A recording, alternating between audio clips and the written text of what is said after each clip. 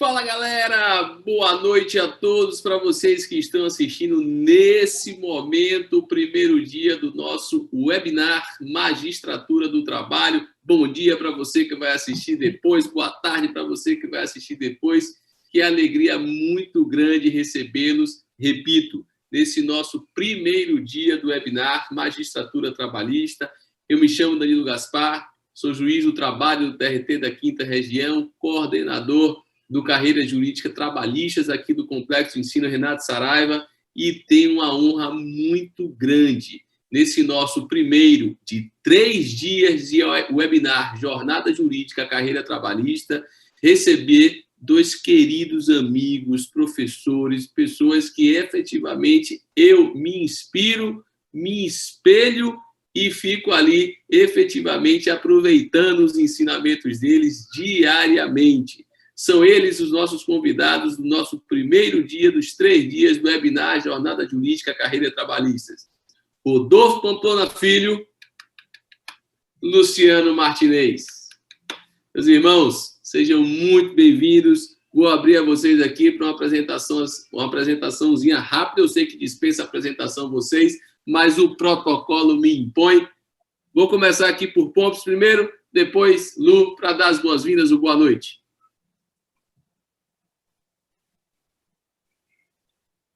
Pompos? Opa, estou aqui, é que eu estou querendo saber, eu já estou aparecendo aqui. Povo brasileiro, tudo bem? Como vão vocês? Estou aqui na tela e para mim é um prazer enorme estar aqui com vocês. Como eu costumo dizer, é um prazer, é uma honra, é um privilégio ter a oportunidade de bater esse papinho aqui com vocês sobre a carreira da magistratura, sobre o concurso da magistratura, né? Eu que tenho aqui essa imensa satisfação de ter como Luciano Martinez, como meu colega de concurso, na verdade, 2 vezes colega de concurso, porque nós entramos primeiro no mesmo concurso para servidor do seu trabalho, depois fizemos juntos o concurso para a magistratura, entramos no concurso de 1991, né, para a Justiça do Trabalho como servidores, tomamos posse em 92, assim, e em 95 fizemos o concurso para a magistratura e tivemos a honra de entrar juntos. A honra é minha. Luciano é um rapaz muito preparado. Eu fico fazendo bullying com ele, porque ele é mais velho do que eu, né? Apenas 1 mês e 13 dias, mas tudo bem, não vou dizer. Vai ser, o tempo todo, então ele é mais velho do que eu. E nesse ponto, ter a oportunidade de bater um papo com todos vocês, né? Como disse, eu e Luciano somos juízes desde o concurso de 1995, né? 10 de julho de 1995, a nossa posse, e fomos de um concurso muito peculiar no seu trabalho da 5ª Região, porque foi um concurso que passou pessoas muito jovens, né? Nós tivemos colegas de magistratura com 22, 23 anos, como era o nosso caso, eu e Edilu, e foi realmente algo que hoje, tantos anos depois, vamos completar 26 anos de magistratura, né? É um privilégio ainda ter esse fôlego da juventude, né, nesse trabalho com vocês. Eu tenho atuado na magistratura desde 95. Eu não quero antecipar muita coisa aqui agora, não, porque eu tenho certeza absoluta que a galera quer saber muito sobre essas informações. Se me permite, só passar a palavra rapidinho para a Lu, para ele se apresentar brevemente também, o nome, o cargo, a atuação atual, Lu. Depois eu vou fazer aqui dar algumas informações importantes para a galera que está nos acompanhando pelo YouTube, e aí a gente retoma, se me permite, com esse histórico aí de todos nós no concurso. Pode ser? Lu, seja bem-vindo, meu irmão. Olá, meu amigo. Olá, minha amiga. Tudo bem? Como estão? É realmente um prazer imenso estar aqui falando com vocês. Eu que ingressei, de fato, na magistratura, tive a honra de ter colegas como Rodolfo Pamplona. É uma turma muito boa, a turma de 1995, mas a gente traz aqui, dentro desse contexto, uma experiência dúplice, né, Rodolfo? A experiência de que nós, durante todo esse tempo, fomos magistrados, mas também professores. Então, nesse processo de confluência das experiências, a gente acompanhou muita gente ingressando na magistratura. E nós tivemos até, em um serviço voluntário que fazíamos eu, Rodolfo e Cláudio Brandão, a gente fazia bancas simuladas de provas orais para a magistratura, e temos aí, Rodolfo pode precisar números realmente bem grandes de pessoas que passaram por nós como avaliadores, e por isso acho que a gente tem muita condição, né, de opinar sobre os destinos de estudos de cada um de vocês que estão se preparando para a magistratura. Só apresentação, eu sou juiz do trabalho desde 10 de julho de 1995, sou o atual titular da 9ª Vara do Trabalho de Salvador, e sou professor, né, já desde sempre, desde que ingressei na magistratura, um pouco antes, talvez, em outras disciplinas, é claro, e estou vivendo essa vida dupla de magistério e de magistratura, judicatura, a serviço da comunidade. É isso aí, meu amigo. Maravilha, meu irmão. Eu queria desde já aqui agradecer muito a presença de todos e todas que estão nos acompanhando aí pelo YouTube. Manda o link para seus amigos, manda o link para suas amigas, posta lá na rede social, enfim, o WhatsApp, é fácil, pega o link lá no YouTube, na barra de endereço, compartilha lá no WhatsApp, faz uma publicação, se puder aí, tira uma foto da gente, marca a gente lá nas redes sociais, no Instagram, o meu, @Danilo Gonçalves Gaspar, o de Rodolfo, @RPamplonafilho, e o de Luciano, @Luciano Martinez 10. Tira uma foto dessa aí, Lu, como sempre, o mais arrumado e o mais bonito de todos. Marca a gente lá no Instagram, vai comentando com a galera que a gente já começou aqui nesse nosso primeiro dia do webinar Jornada Jurídica, especialmente no que toca à carreira trabalhista. E aí, além de agradecer muito a presença de vocês, eu preciso lembrar a vocês que o espaço que vocês têm no YouTube é um espaço absolutamente aberto. Então, deixem suas dúvidas, deixem seus comentários no chat, a gente vai respondê-los ao longo desse nosso primeiro dia do webinar. Amanhã também responderemos com os outros convidados e no terceiro dia também. São 3 dias de webinar, hoje, terça-feira, amanhã, quarta-feira e na quinta-feira, sempre no mesmo horário, a partir das 19 horas, a gente vai estar aqui efetivamente aguardando vocês para que a gente possa bater um papo, para que a gente possa acompanhar tudo aquilo que gira em torno da carreira jurídica trabalhista. Eu acompanho aqui no chat, vejo aqui, boa noite de Felipe, de Tiago, do grande professor Luiz Madeira. Enfim, é uma honra receber vocês aqui nesse nosso primeiro dia do webinar. Não deixem de mandar mensagem no chat, de mandar dúvidas, de mandar comentários, que tanto eu, Luciano, quanto o Rodolfo, a gente está acompanhando aqui no chat do YouTube e vai responder vocês ao longo desse nosso webinar. Preciso dar uma informação importante para vocês. A gente vai ter um concurso cultural ao longo desse webinar trabalhista, hoje, amanhã e na quinta-feira. O que é e em que consiste esse concurso cultural? Nesse concurso cultural, vocês vão ter que responder a seguinte pergunta: como você vai vencer os desafios da sua preparação para o concurso de juiz do trabalho? Repetindo, o concurso cultural passa pela resposta da seguinte pergunta: como você vai vencer os desafios de sua preparação para o concurso de juiz do trabalho? Hoje, no primeiro dia do webinar, a premiação é um curso completo, Juiz do Trabalho e Procurador MPT 2021. É isso mesmo que você ouviu. Um curso completo, Juiz do Trabalho e Procurador do Trabalho, MPT 2021. No segundo dia, amanhã, é um curso de provas práticas e discursivas para Procurador do Trabalho, segunda fase do concurso do MPT.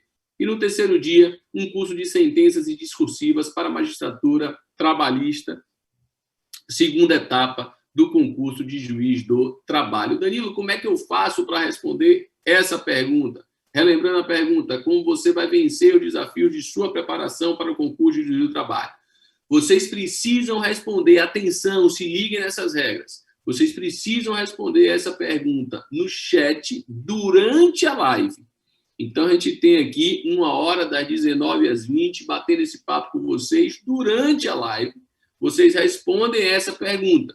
Como você vai vencer os desafios da sua preparação para o concurso de juiz do trabalho?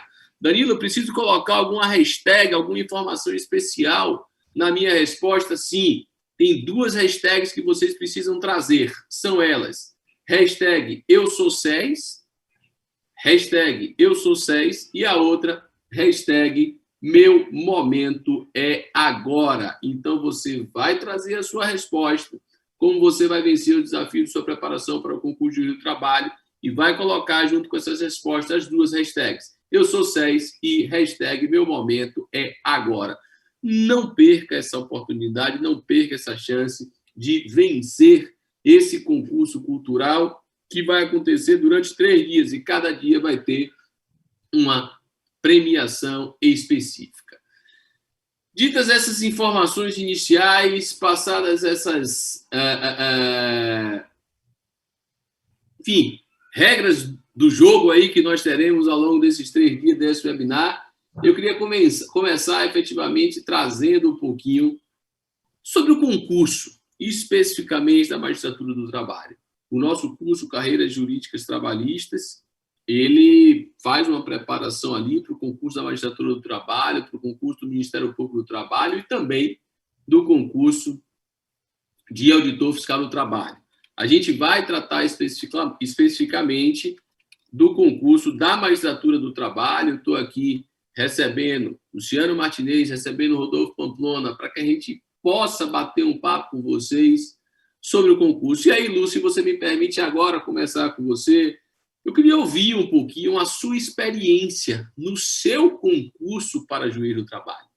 O que é que você pode trazer aí para mim, o que é que você pode trazer para todo mundo que está nos acompanhando pelo YouTube, acerca da sua trajetória no concurso? O que foi, o que representou esse momento de preparação para o concurso de juiz do trabalho e como foi o desenrolar do concurso em si? Qualquer concurso tem as suas particularidades, né? As suas dificuldades. A dificuldade que existia no concurso da magistratura da década de 90, que é a nossa, é bem diversa daquela que hoje existe. Então, assim, de uma certa forma, revelar as dificuldades daquela época seria ser mais ou menos anacrônico, mas existe uma coisa bacana em ter ingressado antes e ter sido docente acompanhando as coisas ao longo dessa trajetória, que a gente conseguiu, tanto eu quanto o Rodolfo, eu posso falar isso porque a gente tem uma vida profissional muito próxima, a gente conseguiu acompanhar o que foi que mudou, né, nesse processo. E hoje a gente pode, com certeza, dizer com mais tranquilidade o caminho, digamos assim, mais seguro, sabe, Danilo? Então, eu acredito que naquele tempo em que a gente estava se preparando para a magistratura, só para que vocês tenham uma ideia, não existia internet, só para ter uma ideia. A internet no Brasil começou a existir massivamente assim, a partir de 1995 mesmo. Antes disso, a gente nem tinha isso, era uma dificuldade. Então, a gente tinha dificuldade de se atualizar, etc. e tal. Dificuldades que não existem hoje. E, é claro, atualmente, e o que importa realmente o que acontece na atualidade, eu vejo que, primeiro de tudo, o primeiro ponto que eu coloco como um elemento importante para o ingresso na magistratura é que você torne a atividade, você que me assiste, você que pretende ingressar na magistratura, seja trabalhista, seja qualquer outra, que você torne as disciplinas que fazem parte do estudo para alcançar o sucesso em um concurso na carreira pública, alguma coisa que faz parte do seu cotidiano. Você converse sobre isso naturalmente, você envolva as principais disciplinas jurídicas no seu cotidiano. Porque, afinal de contas, o direito civil, que está presente em todos os concursos, faz parte da nossa vida. O direito do trabalho resolve tantas e tantas particularidades da nossa vida pessoal. Então, quando você traz esses elementos para o seu cotidiano, para a sua vida, você transforma o estudo em alguma coisa muito mais gostosa, muito mais fácil, muito mais acessível, muito mais prazerosa do que se você disser, puxa, eu vou ter que estudar agora direito constitucional. Não, que maravilha que eu vou ter que estudar direito constitucional. Que sensacional que eu agora estou estudando direito administrativo, porque você vai levar isso para qualquer atividade que você realize. E, repito, também para a vida profissional. E o concurso de hoje, Danilo e Rodolfo, é um pouco diferente do concurso do passado, porque hoje as bancas exigem mais do que você saber apenas a legislação. A legislação ali nas primeiras fases, você tem que saber como pensam os tribunais, especialmente o Supremo Tribunal Federal. E, é claro, nos concursos da magistratura trabalhista, como tem andado em termos de pensamento, o TST. Essas aí são, digamos, referências básicas para que você possa engatilhar o seu sucesso, ou seja, para que você possa, em breve, disparar aí a sua aprovação. Pontos. Perguntei a Lu aqui um pouco da trajetória dele no concurso, um pouco do concurso dele. Agora é com você, meu irmão. Como foi a sua preparação para o concurso? Como foi o seu concurso? Quantas etapas você fez no seu concurso? Qual foi a etapa mais difícil? Enfim, você estava mais ansioso para qual das etapas do concurso? Bate um papo aí com a gente um pouquinho agora sobre a sua trajetória no seu concurso para juiz do trabalho. Vou bater papo, sim, querido, e é um prazer estar com vocês aqui. Quero dizer a todos e todas que eu estou com alguma dificuldade de conexão, que eu moro aqui em Piatã e, de repente, a internet daqui da casa caiu, aí eu entrei aqui, sabe, quem sabe faz ao vivo, e entrei aqui pelo celular para poder transmitir para vocês. Espero que vocês estejam me ouvindo bem aí. Agora eu acho que está saindo o seu áudio, mas não sei se está saindo a sua imagem para o pessoal. Deixa eu acompanhar pelo YouTube aqui. Volta a falar aí. Confira aí, porque eu tive que entrar pelo celular para poder garantir aqui a transmissão ao vivo. Né? Porque não sei o que aconteceu, eu estou aqui no meu estúdio aqui da casa, pronto, e de repente parou tudo. Caiu o Wi-Fi, caiu tudo aqui na região. Então, eu estou aqui me virando aqui com a conexão Wi-Fi do celular. Vocês estão me vendo? Não, eu acho que não tá aparecendo. Não, só está aparecendo sua imagem quando aparece nós três. Fale aí agora. Alô, alô.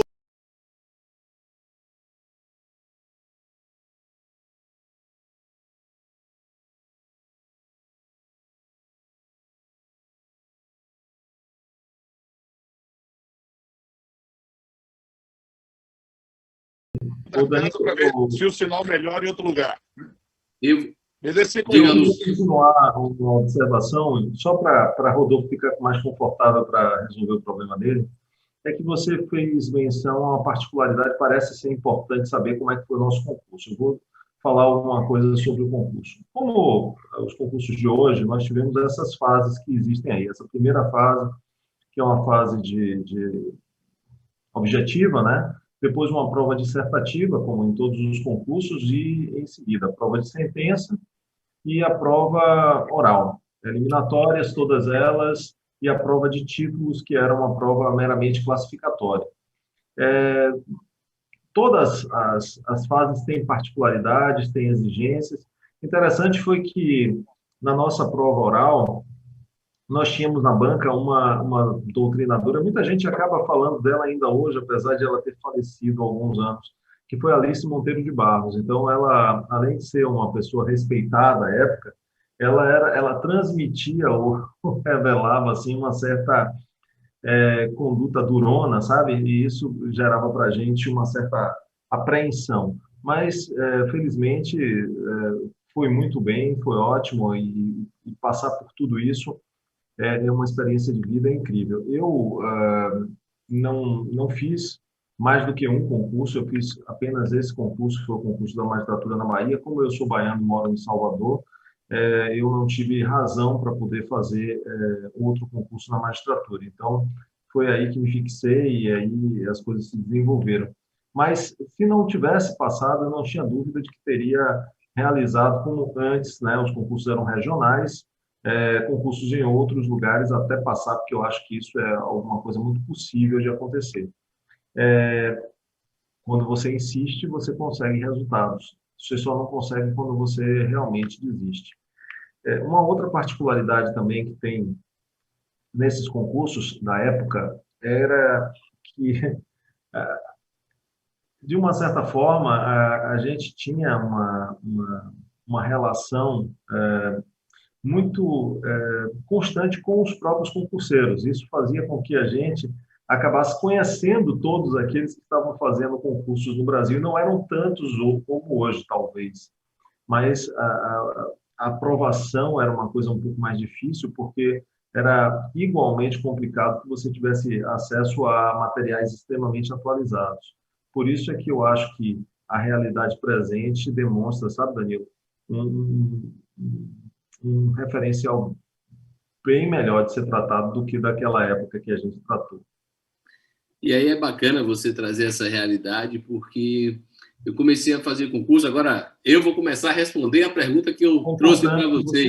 Você é contemporâneo, né? Você é mais contemporâneo. Exato. Eu comecei a fazer concurso para a magistratura do trabalho mais ou menos no ano de 2011. Salvo engano, o primeiro concurso que eu fiz para a juiz do trabalho foi no ano de 2011 e já era uma realidade ali, pautada em resolução do CNJ, que uniformizou os procedimentos das fases de cada um dos concursos. Então, a gente já sabia efetivamente como era a primeira fase, em que consistia a segunda fase. Muita gente confunde, dizendo que a terceira fase é a fase de sentença. Não, na verdade, a prova de sentença é uma das provas da segunda fase.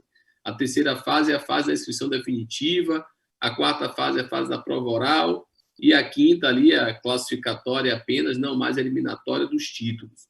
O que mudou um pouco, e foi bastante desafiador para mim na época, que o concurso ainda era completamente regionalizado.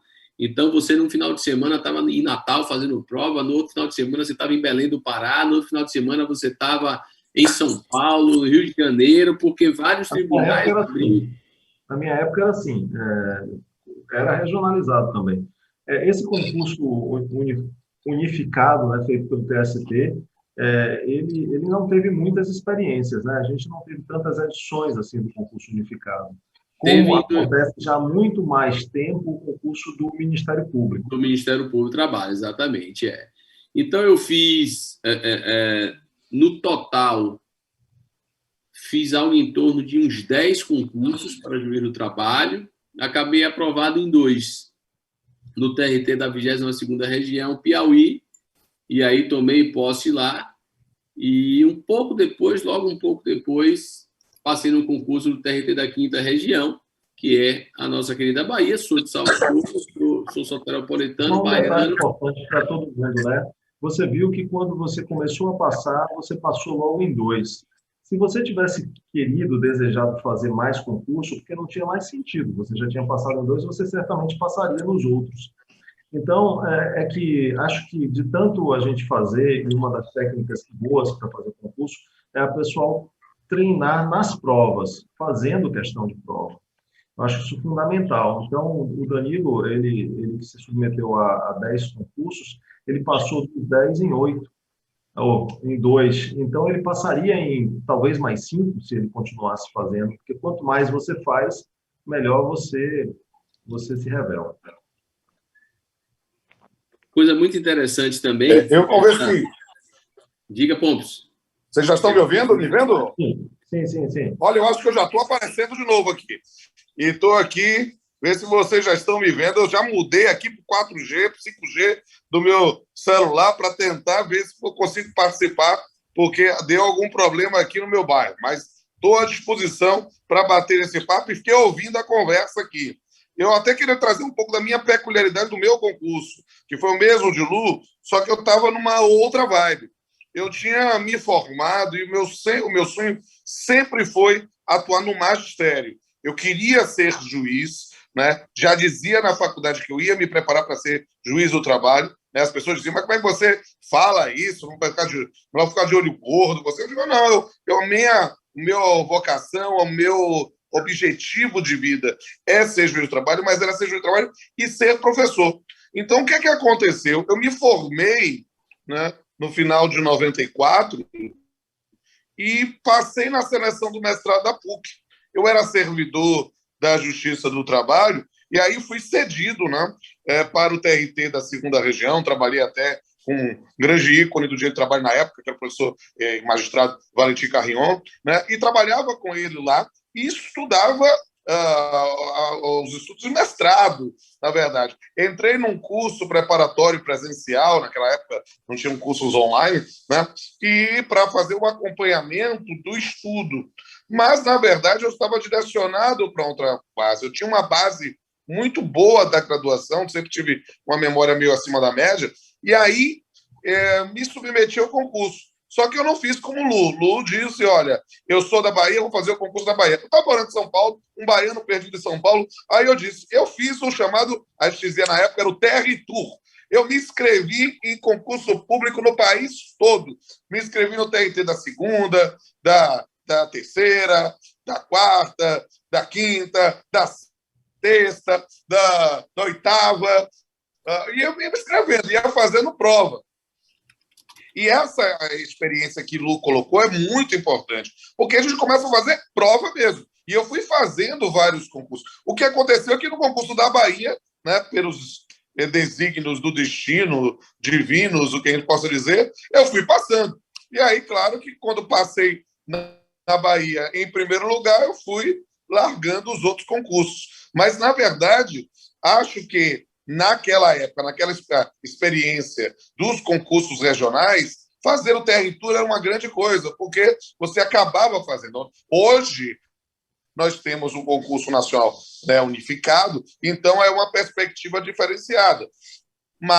E é um concurso hoje, e Lu já falou isso, eu estou aproveitando o momento que eu estou com a conexão para recuperar o atraso, né? O concurso hoje é diferenciado da nossa época. Na nossa época, nós tínhamos 5 fases, 4 eliminatórias, uma meramente classificatória. As fases continuam a mesma, mas a quantidade de matérias e, na verdade, a preparação deve ser diferenciada. Por quê? Porque não é... Você só trabalha a letra da lei para a primeira prova. Na segunda prova, você trabalha doutrina mesmo, a fundo, pesado, com reflexos, e aí precisa ter conhecimento da jurisprudência consolidada, Supremo e TST em especial, né? A terceira, aí sim, a prova de sentença dentro dessa ideia da construção do raciocínio lógico, e a quarta, a prova oral, que a gente fica dizendo que é o Coliseu, né, em que você é jogado aos leões, que querem te comer, mas se Daniel sobreviveu na cova dos leões, todos nós podemos sobreviver também. E depois de títulos, aí é só classificatório. Muita gente teme a prova oral. A verdade é essa. Eu acompanhei também muitos amigos fazendo ali o concurso para a magistratura. A grande maioria hoje já juízes do trabalho antes de mim, inclusive, alguns depois. Muita gente realmente teme a prova oral, porque a prova oral é muito mais do que uma prova de conhecimento. Eu digo sempre que a prova oral é uma prova de comportamento. Já para mim, curiosamente, a fase do concurso que eu mais temia, e não foi por outra razão, porque foi a fase que eu fui mais reprovado na época do meu concurso, foi a prova objetiva. Porque as notas de corte das provas objetivas, com o tempo, foram alcançando, foram aumentando e chegando realmente a pontuações bem elevadas. E a prova objetiva é uma prova que você tem ali todas as disciplinas, conhecimento de todas as disciplinas, muita letra de lei, muita jurisprudência. Eu sabia que eu precisava fazer um estudo muito dirigido para a prova objetiva. E aí, quando eu comecei efetivamente a dançar conforme a música, entender que a prova objetiva tinha os segredos dela, tinha a forma de estudo dela, a prova dissertativa tinha a forma de estudo dela, a prova de sentença tinha a forma de estudo dela, e que eu precisava necessariamente estudar para todas as etapas. E aí, gente, um recado muito importante para vocês: esqueçam o edital, viu? Esqueçam estudar quando o edital for publicado. Isso não é mais uma realidade de nenhum concurso. O estudo começa hoje, o estudo começa agora. Quando sair o edital para a magistratura do trabalho, para o Ministério Público do Trabalho, você já tem que vir com uma estrada ali de estudo para a prova objetiva, para a prova de segunda fase, para a prova de sentença. Verdade. E as coisas, efetivamente, elas começam a acontecer. Sem sombra de dúvida. Essa talvez é uma das grandes dicas que Danilo está dando aqui para vocês, porque é preciso estudar sempre e se preparar para a prova antes do edital sair, porque é justamente nessa preparação que, olha que grande lance vocês podem pescar dessa fala ótima de Danilo. Você precisa entender que a preparação para cada uma das fases é diferente. E você não vai se preparar para cada uma das fases simplesmente nas vésperas dessa fase. Não, você vai ter que ter um direcionamento para a prova objetiva, um direcionamento para a prova subjetiva, para a prova de sentença, para a prova oral. Vai ter que se preparar antes mesmo do edital sair. É claro que, na época da prova de sentença, você já vai tá, um estudo direcionado, dirigido naquele momento, mas você tem que se preparar antes, porque cada uma das fases tem peculiaridades, tem macetes, tem dicas que a gente pode dar com muita lugar de fala nessa expressão tão importante. A gente teve a experiência prática de fazer o concurso, tem a experiência prática de preparar pessoas para concurso, então, sem sombra de dúvida, vocês aí estão com um bom caminho. Vamos lá, vou aproveitar, mudar um pouquinho agora o tema, mudar um pouquinho agora o disco, falar um pouquinho da carreira. E aí, bom, comecei por um, na outra vou revezando aqui. Como é que você se sente na carreira de juiz do trabalho? O que é que motivou a ser juiz do trabalho? E como você vem construindo a sua carreira enquanto juiz do trabalho? Ou seja, como foi se você teve um período de adaptação, na sua época você tomou posse, você já foi, entre aspas, já jogado numa mesa de audiência para fazer audiência, teve curso, teve adaptação, quais experiências você teve antes? Você foi servidor, já atuava em vara do trabalho? Qual é a realidade de juiz substituto? Qual é a realidade de juiz titular? O juiz titular é muito mais do que um julgador e é também administrador de equipe, administrador de pessoal, administrador de trabalhos, enfim, um pouco do tempo que a carreira de juiz de trabalho ocupa você, com audiência, com sentença. Fala um pouco aí dessa realidade da carreira de juiz do trabalho. Bem, eu decidi ir para a magistratura trabalhista ainda na faculdade. Eu ingressei na faculdade sonhando ser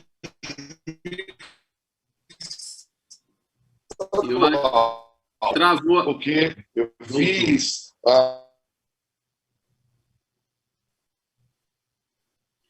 Tá travando. Travou de novo.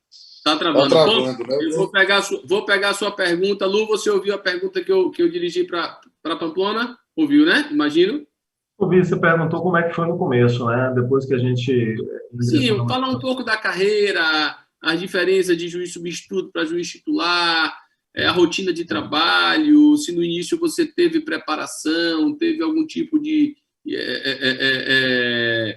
curso de formação, fala um pouco de sua experiência também na escola judicial, enfim, trazer um pouco da realidade da carreira em si.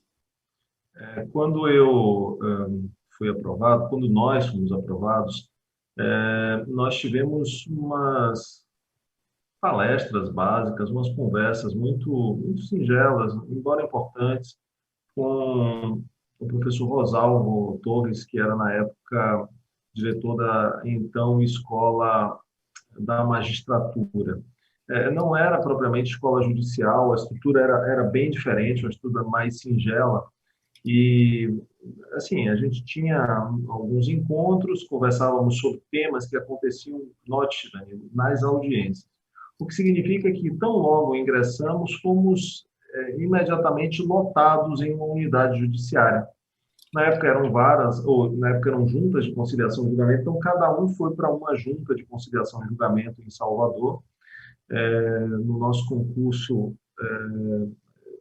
às vezes ficavam 2 na mesma unidade, enfim, não tinha tantas unidades assim na época, e a gente já sentava para fazer audiência. Eu mesmo, que fui, antes de ser juiz de trabalho, secretário de audiência, eu não tive dificuldade para poder fazer audiência, né? Porque para mim era só mudar de lugar. Eu fazia, eu digitava, né, datilografava até, porque antes tinha máquina de datilografar, as atas e as sentenças dos juízes, então eu não tive grande dificuldade para poder mudar de lado, sentar numa cadeira diferente. E aí eu fiz as audiências e a gente comentava com o doutor Rosalvo, depois que terminava as sessões, e com os outros colegas, o que aconteceu de diferente. E era mais ou menos assim, como se fosse uma oficina, sabe? A gente levava os nossos problemas, as nossas aflições, e isso ficou durante uns 15 dias, mais ou menos, e depois disso a gente começou a trabalhar. Não tivemos absolutamente o mesmo tratamento que se dá hoje pelas escolas da magistratura, em que fica um tempão treinando, sendo acompanhado, etc. e tal. Não, a gente já foi para as nossas substituições naturais. E durante toda essa trajetória, muitos casos interessantes aconteceram, né? Muitas situações, e isso até aumentou mais o grau de adesão da nossa amizade, que a gente sempre trocava ideias. Então, aquele grupo que se encontrava todo dia, que almoçava junto, então a gente começou a ficar mais próximo, ficar mais amigo e trocar diversas ideias relacionadas a isso. E até hoje a gente troca, né? Até hoje a gente conversa sobre o que é que a gente deve fazer em determinadas situações, né? É difícil você decidir sozinho em alguns casos. Mas, basicamente, no começo foi assim. Bom, será que melhorou sua conexão aí? Quer falar um Ó, pouco? mudei de novo agora do 4G para o Wi-Fi para ver se fica saindo melhor. Vocês estão me vendo? Ah, Estão me beleza. ouvindo? Melhorou, Então, melhorou. bem, o que é que eu posso dizer especificamente sobre o nosso concurso, né? Lu, é essa elegância, essa figura fascinante. Eu sempre fui o despachado da turma. Então, o que é que aconteceu? A gente tomou posse numa segunda-feira, dia 10 de julho. Na terça-feira, a gente foi lá para a palestra do doutor Rosalvo. Na quarta, já me colocaram para fazer audiência no vara, né? Por quê? Porque precisavam de substituto na época. Então, eu comecei, alguns colegas foram realmente encaminhados, um ou dois juízes para um acompanhamento, mas alguns, eu lembro Eduardo Samas, eu lembro que eram os mais assim, mais atirados, que eram servidores também, já começaram a colocar a gente para substituir. Por quê? Porque havia uma necessidade muito grande. Hoje, eu fico assim, eu sou professor também da ENAMAT, da Escola Nacional de Magistratura Trabalhista, lá em Brasília, já ministrei para vários jovens colegas de concursos posteriores, e eu fico realmente impressionado com a estrutura que há hoje. Há toda uma preparação no acompanhamento da ENAMAT, há, nesse ponto, os tribunais uma preocupação de não jogar as feras, que talvez a gente não tenha tido esse carinho todo, não. A gente foi bem mais rude, sabe? A gente, digamos assim, aqueles que demoraram mais para fazer a audiência sozinho, demoraram o quê? 15 dias, 20 dias. Alguns, como eu, como o Eduardo, já no segundo, terceiro dia de exercício já estamos efetivamente fazendo audiência. E, na verdade, foi algo dessa experiência prática, porque você aprende a ser juiz na prática. Você pode ter muita formação teórica, e isso é muito importante para respaldar, mas eu acho que um grande conselho para quem está começando a magistratura é essa formação de laços, é trocar informações. Eu brinco que quando eu dou aula lá na ENAMAT, eu dou meu celular particular para os colegas, os jovens colegas, e assim, olha, ficou na dúvida? Diz que o Rodolfone, que eu estou à sua disposição para você bater um papo comigo, porque efetivamente surgem situações peculiares. Não sei se cabe aqui eu contar algumas histórias loucas desse momento, mas tivemos uma colega, né, de concurso que depois permutou para Sergipe, que foi a Cíntia. Ela, quando foi tomar um depoimento de uma testemunha, né, a testemunha infartou antes de tomar o compromisso, morreu na sala de audiência, literalmente morreu. E aí aquela coisa, o que faz?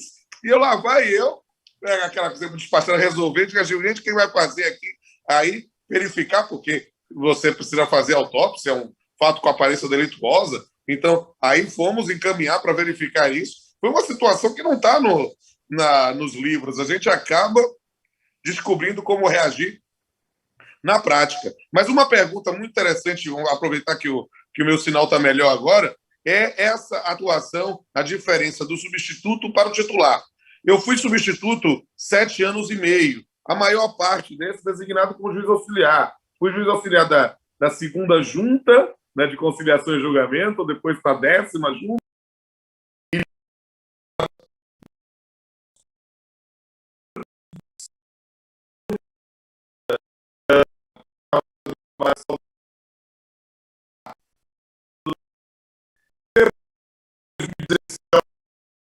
Foi um período muito duro da minha vida, minha mãe doente, eu assumi a segunda vara do trabalho escolar, onde eu estou na titularidade. Né? Quero, inclusive, convidar a todos aqui que estão assistindo, nossos futuros colegas da magistratura, que estão fazer os cursos e o concurso, né, que vão assistir a audiência com a gente nesse período telepresencial, já que está suspensa aqui na Bahia as audiências presenciais. Hoje eu fiz minha última audiência presencial, antes dessa nova suspensão em função da segunda leva do coronavírus. Eu quero convidar todos e todas para assistir a audiência comigo. Manda uma mensagem em box aí no Instagram, que eu dou ao link da sala de espera. Vai ser um prazer receber vocês, que vão ser nossas futuras colegas de magistratura.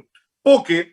Porque uma das coisas que é muito interessante, que a gente não aprende realmente na teoria, e, na verdade, não faria sentido fazer uma preparação específica antes de passar no concurso, é justamente o trabalho de administração da vara, né? Quando você é uma das diferenças fundamentais do juiz substituto ou juiz auxiliar, né, para o juiz titular, né, em que você vai ter que fazer uma parte de gestão de recursos humanos, né? Você vai ter que administrar, dentro das dificuldades orçamentárias, da disponibilização de servidores, verificar quem pode exercer cada função, cada gratificação de função, que vai atuar nesse ponto. E aí já tive situações assim também na prática terrível, de secretários de audiência que não conseguiam digitar a ata, né? E lá vai eu, que como o Lu também fui secretário de audiência, então já tinha uma facilidade. Eu mesmo digito até hoje, quando eu vejo que o secretário está nervoso, está estressado, eu digo, descansa um pouquinho, amigo, vai tomar uma aguinha, vai tomar um cafezinho, que eu mesmo vou bater essa ata aqui hoje. E aí a gente vai tentando administrar. Por quê? Porque não é fácil, nós temos que lidar, e são seres humanos, com suas características, suas qualidades, seus defeitos, cada uma das suas idiosincrasias. E isso, lidar com o ser humano, não é algo fácil, mas é preciso aprender a valorizar, sentir a sua dor, ter alteridade, compreender isso justamente nessa gestão de recursos humanos. Cada juiz tem a sua peculiaridade. E o grande parceiro do juiz é o diretor de secretaria. E eu costumo brincar que o diretor de secretaria ele acaba sendo o maior cúmplice do magistrado titular, porque ele vai ter a característica, a depender, se for um juiz mais formal, às vezes você vai ter um diretor com a característica mais sargentão. Eu, que sou um cara muito informal, eu precisei que o meu diretor de secretaria fosse, na verdade, um gestor de recursos humanos, que compreendesse nisso. Eu digo assim, é a lógica de Piaget, de facilitação de aprendizado. E a gente vai aprendendo a fazer em cada um dos desafios. Já falei demais, devolvo para a Dani. Vou aproveitar essas experiências que vocês trouxeram. Vocês veem como as coisas são dinâmicas e vão efetivamente evoluindo ao longo do tempo. Quando eu tomei posse, eu fiz 30 dias de curso de formação nacional em Brasília, na Escola Nacional dos Magistrados. O curso chama CFI, Curso de Formação Inicial. Depois desses 30 dias em Brasília, a gente faz 60 dias de curso regional. Ou seja, eu fiz 60 dias de curso no TRT da 5ª Região. Cada juiz empossado teve designado para si um juiz tutor que acompanhou durante os 2 anos do vitaliciamento. Eu tive uma sorte, uma alegria de ter como juiz tutor meu querido amigo, se tornou realmente um amigo muito querido, Paulo Jucá, juiz titular da 7ª Vara do Trabalho de Salvador. Cada colega foi acompanhado por um juiz tutor e a gente ia aprendendo, a gente ia conversando, a gente ia dialogando, enfim, aproveitando a experiência que essas pessoas já tinham na magistratura para, quem sabe, nos antecipar algumas coisas. Dá para antecipar tudo? Jamais. Ninguém me antecipou o caso da testemunha que infartou e morreu antes do depoimento. Então, são coisas que efetivamente decorrem de uma realidade na Justiça do Trabalho e da carreira trabalhista, de um processo pautado pela oralidade. A audiência é, sem sombra de dúvidas, o nosso expoente, o nosso ponto principal, o ápice de um processo trabalhista. A gente lida com muitas pessoas ao longo de um dia, seja audiências presenciais, seja audiências telepresenciais. E aí é muito interessante que a realidade de vida pregressa de cada um também traz experiências e deixa algumas carências distintas. Eu, particularmente, vim da advocacia. Eu advoguei 4 anos. Trabalhei como assessor-chefe no tribunal por 6 meses. Lu e Rodolfo foram servidores. Então, eles trazem um olhar de uma vida pregressa diferente do olhar que eu trago, e a gente vai descobrindo esses outros olhares à medida que a gente se encontra realizando ali as nossas tarefas no dia a dia. Eu vou partir agora para o nosso terceiro ponto desse primeiro dia do webinar, que é um pouco do cenário atual, ou seja, como é que as coisas estão acontecendo durante esse período de pandemia da Covid-19. Vou passar uma palavra aqui para cada um destacar, se vocês puderem, 2 pontos principais que vocês sentiram de mudanças desse período de pandemia. Ou seja, quais foram os 2 pontos que mais chamaram a atenção de vocês de mudança no dia a dia da atuação do juiz do trabalho em face da pandemia da Covid-19? Lu, te dá a palavra primeiro aí. Bom, o coronavírus, a pandemia, foi um acelerador de futuro, né? Então, assim, muito dificilmente, sem a ocorrência da crise da Covid-19, a gente teria o que a gente conseguiu. Eu acho que a gente conseguiu mesmo, porque nós conseguimos, primeiro, de uma certa forma, existe essa expressão, esse neologismo lá desde o professor Austin da Trindade, né? CPCizar. A gente CPCizou o processo do trabalho com legitimação, né? Então, a gente, em algumas situações, né, foram essas, a gente deixou de realizar a tradicional primeira audiência para receber a contestação, e tudo isso correu em cartório, ou seja, correu em secretaria, né, aproveitando também a expertise que a gente ganhou, felizmente, do processo judicial eletrônico. Então, a gente viu que era possível que a gente tivesse uma nova formulação processual, que até deu certo. Muitos processos não precisavam da audiência. A audiência ficou muito claro que ela era um adorno não necessário nesse processo de julgar causas trabalhistas. Então, essa foi, digamos assim, a número 1 das mudanças. A segunda foi a telepresencialidade das audiências. Nós todos aprendemos a lidar com audiências telepresenciais como nunca antes tínhamos lidado, né? Aprendemos e vimos que realmente é possível fazer, é bom fazer, a audiência fica gravada, o vídeo elimina diversas discussões, cria um ambiente mais respeitoso, mais adequado, digamos assim, às circunstâncias. A gente consegue fazer, antes se marcava menos, hoje eu marco mais audiências telepresenciais, porque a gente vai adquirindo com o tempo a capacidade de fazer melhor e de não se assombrar. Então, hoje, eu quando sento em mesa de audiência virtual, né, colocando todo digamos, a toga e tudo mais aqui em casa, eu me sinto exatamente como eu me sinto na mesa de audiência. E o diálogo flui muito mais solto. É claro que, às vezes, a internet, né, não ajuda tanto, às vezes a gente tem algum problema de conexão, mas, de uma forma geral, foram os 2 grandes ganhos que foram trazidos por esse episódio tão triste para a saúde pública brasileira e para a vida privada de muitas pessoas que foram acometidas por essa doença tão malvada e persistente, né, que não se afasta. Mas essa doença ela teve esse mérito de acelerar o futuro para a gente, que, com certeza, sem ela, não teríamos chegado. Talvez eu teria me aposentado sem fazer audiências telepresenciais como estou fazendo agora. Então, a gente acabou com diversos institutos. Eu já não usava, Danilo, me permita dizer isso, eu já não fazia, Rodolfo também teve experiências nesse sentido, eu já não fazia expedição de carta precatória em inquiritório, eu já ouvia por WhatsApp, né? Mas agora é que não tem mais jeito de você dizer que você vai expedir uma carta precatória, né? Não tem mais jeito. Então, mudou muito. É o que eu tenho para dizer. Esses são os 2 pontos que eu poderia falar uns 10. Antes de passar para Pompos aqui, Pompos, antes de passar para você, queria só relembrar a galera aí o nosso concurso cultural. Tenho acompanhado aqui várias frases marcantes, maravilhosas da galera. Não se esqueça, participe do nosso concurso cultural. Responda a pergunta: como você vai vencer os desafios da sua preparação para o concurso de juiz do trabalho?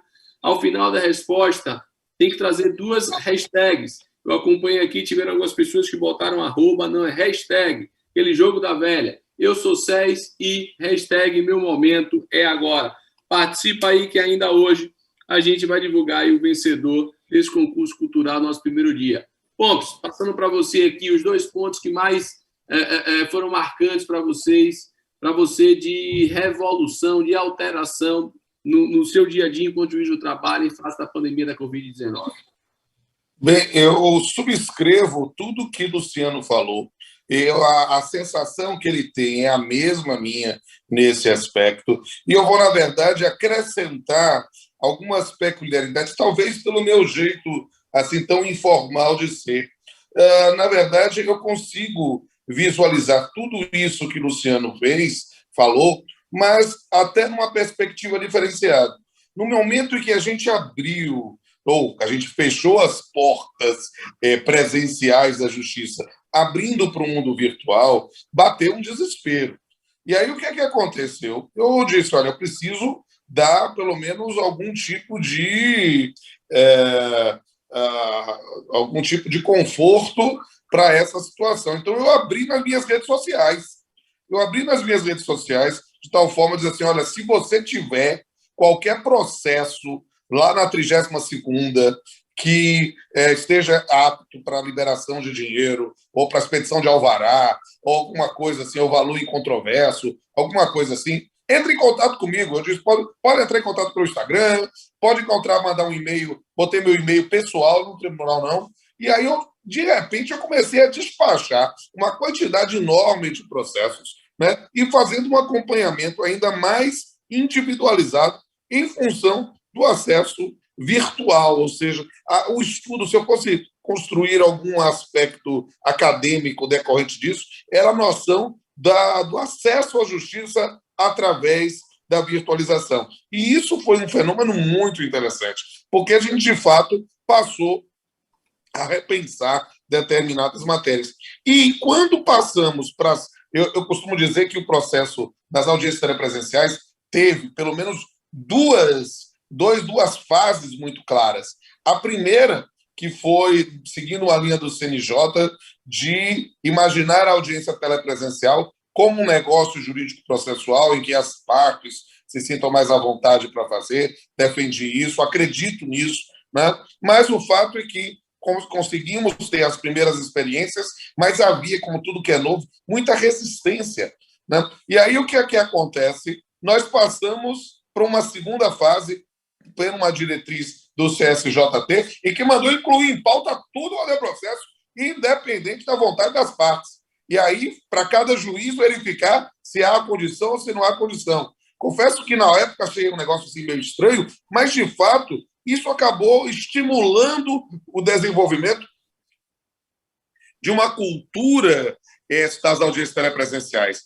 Por quê? Porque é isso dizer que vai ter uma terceira fase, mas que volta para a segunda, agora com essa segunda cepa do coronavírus, que uma terceira fase foi a retomada paulatina de audiências presenciais. E aí, quando o tribunal, nosso tribunal aqui da região, liberou algumas datas, alguns turnos para os juízes realizar audiências presenciais, para muitos aplaudiram, assim, agora sim vai voltar, mas eu percebi um fenômeno interessante. Muitos advogados começaram a dizer, olha, eu preferia estar na presencial. Ou seja, aquela situação que originariamente era objeto de resistência, agora a resistência foi a volta ao modelo tradicional. Então, na verdade, eu fiz várias lives sobre esse tema e sempre citei Nelson Motta e Lulu Santos. Nada do que foi será de novo do jeito que já foi um dia. Eu estou convencido disso, né? Nós vamos, em algum momento, retomar atividades presenciais, não de forma paulatina, mas constante, mas o fenômeno das audiências telepresenciais é algo que não dá para voltar. É realmente uma experiência que abriu novos horizontes. E, complementando a resposta de Lu também, com o repensar de diversos institutos. A noção de carta precatória é algo que, carta precatória inquiritória é algo que a gente vai ter que repensar profundamente. Exceção de incompetência é algo para se repensar profundamente. Eu diria mais, algo que na prática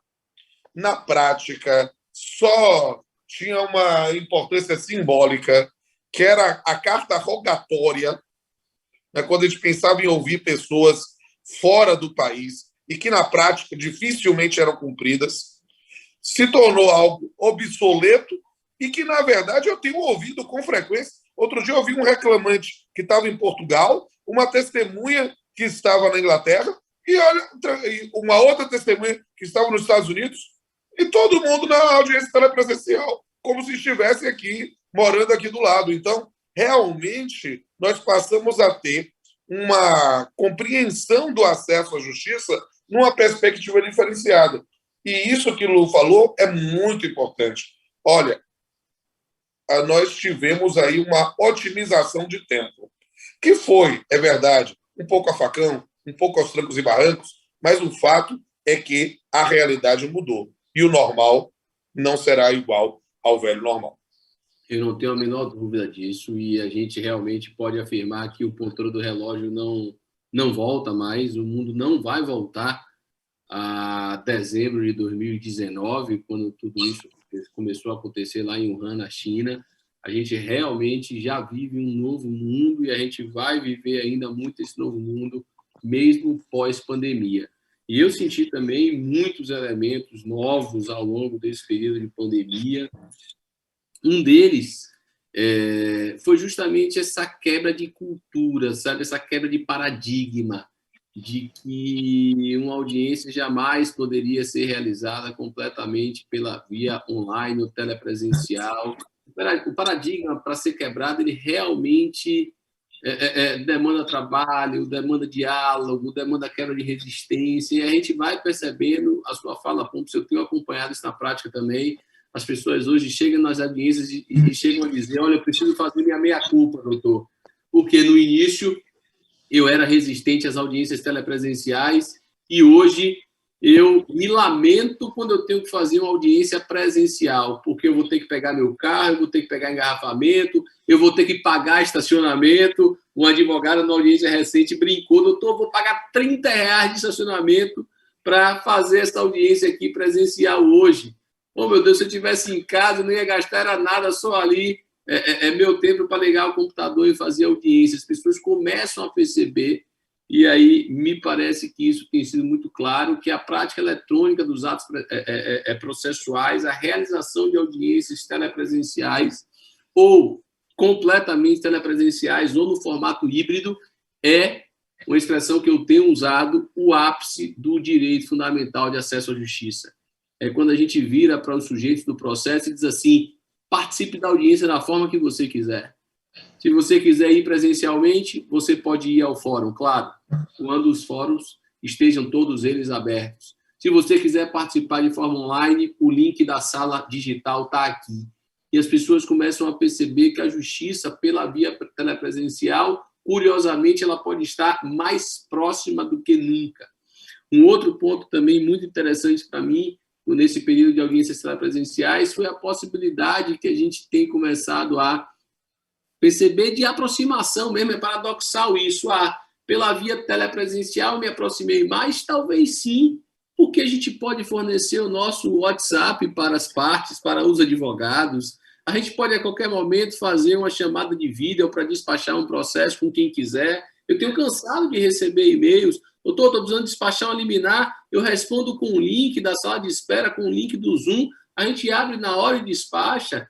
Em muitas audiências eu deixo meu WhatsApp no final da ata para quem quiser falar, quem quiser tirar qualquer dúvida ou informação sobre aquele processo. Curiosamente, o meio digital está mostrando uma maior capacidade de aproximação dos sujeitos do processo do que o próprio meio presencial, o meio físico.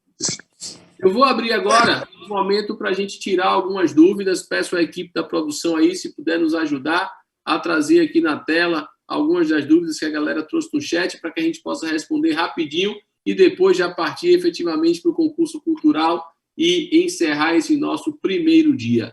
Temos aí, moçada, perguntas que possam ser lançadas aqui na tela para a galera? Vamos acompanhar aqui. Eu vi algumas que foram feitas no nosso chat, acompanhei algumas, e uma delas, inclusive, eu vi que eu já respondi. E respondi em meu nome, respondi em nome de vocês dois, que foi acerca da advocacia, se algum de nós teria vindo da advocacia. Eu expliquei que eu vim da advocacia, Lu e Rodolfo vieram do próprio serviço público, já servidores da Justiça do Trabalho. Na verdade, Lu advogou um pouco antes de ser servidor. Não, Né? E só eu que não advoguei. Isso é diferente. Em realidade, na época em que eu fui... eu era acadêmico, né? Eu fiz um estágio na Defensoria Pública e aconteceu uma coisa bem diferente. A Defensoria Pública Defensoria Pública Estadual atuava na Justiça do Trabalho.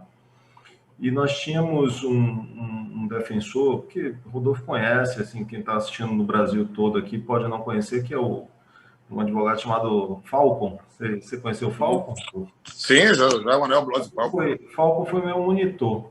E como existiam pouquíssimos defensores públicos e poucos que atuavam na Justiça do Trabalho, quem tinha que atuar mesmo como advogado, embora não fôssemos, isso, assim, me desculpem, mas acontecia efetivamente, os estagiários. Então, éramos poucos e ficávamos distribuídos lá pelas unidades. Quantas audiências eu não fiz nessa condição? Evidentemente que Falcon estava lá para assinar tudo, né? Ele subscrevia absolutamente tudo. Então, assim, a experiência de conviver com esse ambiente, de fazer as peças e a quantidade, Danilo, que a mão que a gente tinha me faz dizer que eu vivi uma quase advocacia plena na magistratura, porque realmente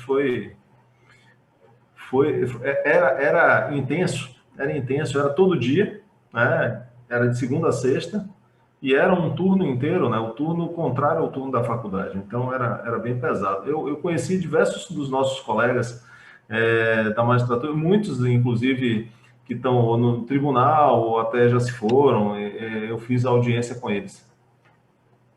Maravilha. Eu vou aproveitar aqui, então, agora vou partir para o nosso concurso cultural.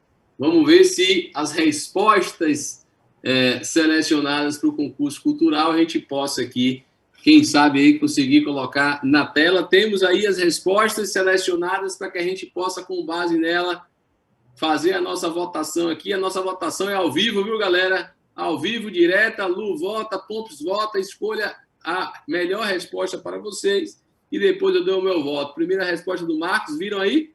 Eu não vi, não. Apoiado pela família e conduzido pelo SES, abdicando de atividades particulares com muita dedicação, disciplina, paciência e esforço, serei juiz do trabalho. Boa, Marcos! É isso aí. Pensamento positivo.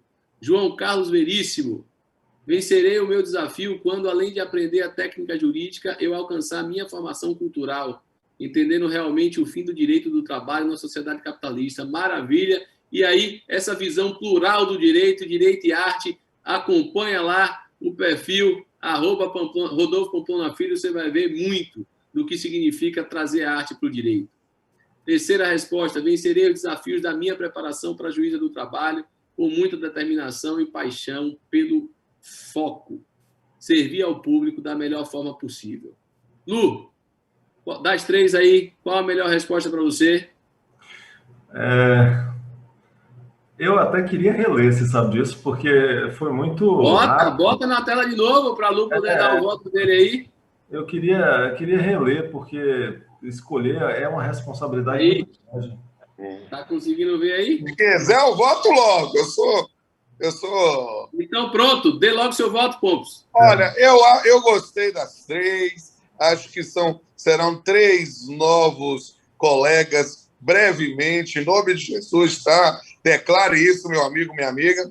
Mas eu gostei muito da última resposta da Larissa, porque, como eu tenho na minha máxima de vida uma frase de Gandhi: quem não vive para servir não serve para viver, eu acho que a lógica de servir é um caminho muito importante. Eu gostei dela. Tem o meu voto.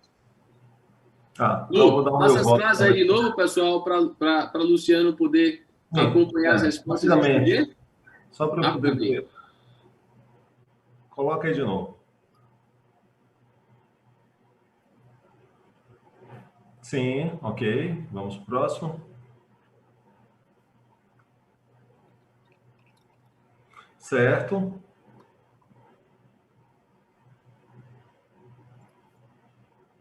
Bom, eu escolho o primeiro, porque ele faz referência a determinadas bases, né? Como, por exemplo, apoiado pela família, né? Ele refere também um aspecto muito importante, que é a paciência. Paciência consegue levar a gente para caminhos que muito dificilmente a gente conseguiria chegar se não tivesse um pouquinho. Se ele diz ter tanta, ele consegue chegar onde ele quiser. Eu acho que os valores por ele escolhidos foram muito preciosos e esse apoio da família conquistou meu voto. É nele que eu voto. Tô com o Lu nessa aí. Adorei as 3 frases, realmente cada um aí marcando, você vê, né, o perfil, a identidade de cada um dos futuros colegas, mas a primeira fase aí também realmente mexeu comigo, tocando nesses elementos fundamentais. Não é só o estudo que vai te levar à aprovação, não, viu? É o estudo, é a sua base, são os seus sonhos, é a sua história de vida. E essa da família realmente marcou muito comigo, que quando eu disse ao pessoal que meu filho, à época, pequenininho, Gui estava ali com 9 anos de idade, quando eu disse ao pessoal que Gui ia para a minha prova oral, todo mundo me chamou de maluco. Dizia assim, você é maluco, levar um filho de 9 anos para sua prova oral, isso vai desconcentrar você, isso vai te tirar do foco, etc, etc. Pois bem, ele estava sentadinho, por questões do destino, ele sentou atrás do lugar onde efetivamente os candidatos iam falar ali no púlpito para responder as perguntas. Eu fiz a prova inteira, literalmente ouvindo a respiração dele, e não teve nada que me mantivesse mais no foco, na determinação e na garra para conseguir vencer aquela prova oral do que a presença dele ali. Então, com todo carinho, as 3 respostas, estou com o Lu aí. Na primeira resposta também, o vencedor do nosso primeiro dia do concurso cultural coloca a frase aí, o nome, me lembro que é Marcos, mas queria dar os parabéns a ele aqui, com o nome completo, Marcos Barbosa Carvalho. Moçada, assim, eu agradeço muito a participação de todos vocês, agradeço aqui a participação de Luciano Martinez, agradeço a participação de Rodolfo Pamplona. Se quiserem fazer as considerações finais, fiquem à vontade. Sigam aí, @Luciano Martinez 10, R Pamplona Filho. Se quiserem também, @Danilo Gonçalves Gaspar. A gente com certeza está aqui voltado para dar o melhor curso possível de carreira trabalhista para vocês. Somos todos aqui professores do curso de carreiras trabalhistas do Complexo de Ensino Renato Saraiva. Amanhã e quinta, no mesmo horário, não deixe de participar dos nossos segundo e terceiro dia do webinar Jornada Jurídica, especificamente carreiras trabalhistas. Lu, Pomps, muito obrigado de coração para vocês mais uma vez, por todo o carinho, por toda a participação, por toda a dedicação. Vocês são realmente inspirações para todos nós. Bom, muito obrigado pelo convite, muito obrigado pela oportunidade de ter essa convivência que para a gente é diário, né? Estamos juntos, pelo menos as nossas imagens aparecem nos cards do Instagram todos os dias. A gente tem esse difícil desafio de estar presente na vida de todos aqueles que nos acompanham todos os dias com uma publicação que tenha efetivo valor, que tenha uma problemática, que tenha uma discussão intensa, que é o que não falta nos últimos tempos, e até de uma certa forma, graças a Deus, porque isso aquece a atividade jurídica e faz com que a gente queime aí as nossas sinapses, né? Ou pelo menos estabeleça algumas ligações com umas e outras. Eu agradeço muito, tá? A companhia, o companheirismo dos meus amigos Rodolfo Pamplona Filho, um amigo de tão longa data, uma pessoa tão querida, um verdadeiro irmão. E também o nosso irmão mais novo aí, Danilo Gaspar. Tá? Um abraço para todo mundo.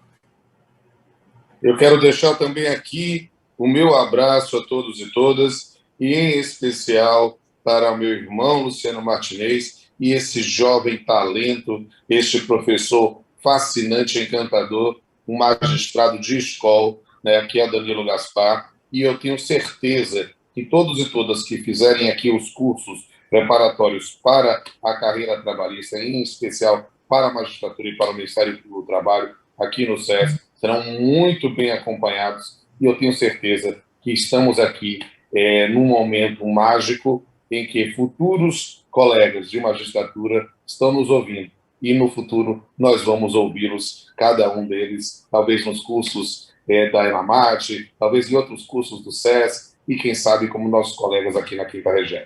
Um beijo a todos e todas e foco sempre na sua preparação. Valeu, galera. Eu encontro vocês aqui mais uma vez amanhã e na quinta-feira, 19 horas. Grande abraço e até a próxima. Muita axé para todos vocês.